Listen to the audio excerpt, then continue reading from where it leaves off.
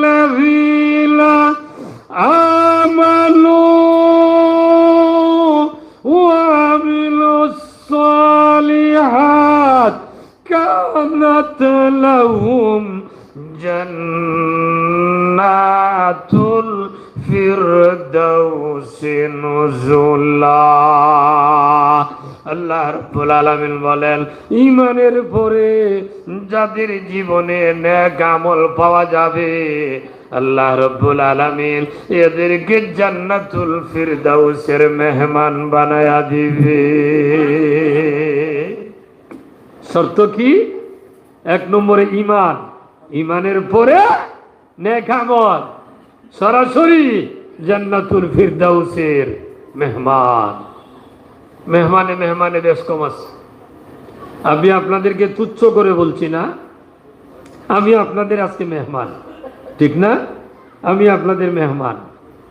ওই মেহমানদারিটা যদি আমাদের দেশের প্রেসিডেন্ট কোনো আয়োজন করে, বাইতুল মুকাররমের ইসলামিক ফাউন্ডেশনে কোনো মাহফিল করেন, আর আমি গুনাহগারকেও যদি উনি দাওয়াত দিয়া দেন, আমার মনটা আজকের থেকে ওই দিন বড় হবে না ছোট হবে?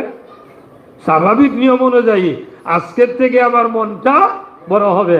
আজকের দাওয়াত দিচ্ছেন জালালিয়া সঙ্গেরেরা, আমি আপনাকে অবহেলা করছি না, আর আগামীকালকের দাওয়াতটা হবে আমার, মেহমান হব আমি প্রেসিডেন্টের।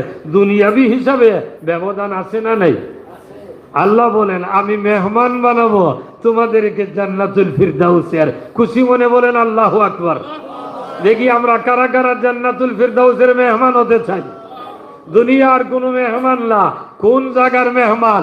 জান্নাতের 8টা দরজা আছে, সর্বোচ্চ দরজার নাম হলো জান্নাতুল ফিরদাউস। আল্লাহ জান্নাতুল ফিরদাউসের মেহমান বানাবেন, আমরা খুশি না বেজার? হাত নামান, খুশি মনে বলেন আল্লাহু আকবার। খুশি মনে বলেন আলহামদুলিল্লাহ। খুশি মনে বলেন আকবার সুবহানাল্লাহ। আবার খুশি মনে বলেন আল্লাহু আকবার। জান্নাতুল ফিরদাউসের মেহমান স্বাভাবিক কথা না। আল্লাহ কোরআনে বলেছেন, ইন্নাল্লাযীনা আমানু ওয়া আমিলুস সালিহাত কানাত লাহুম জান্নাতুল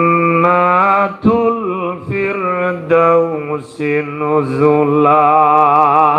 আল্লাহ রাব্বুল আলামিন বলেন, ওই জান্নাতে গেলে জান্নাত থেকে আর কোনোদিন আমাকে আপনাকে বের করে দেওয়া হবে না।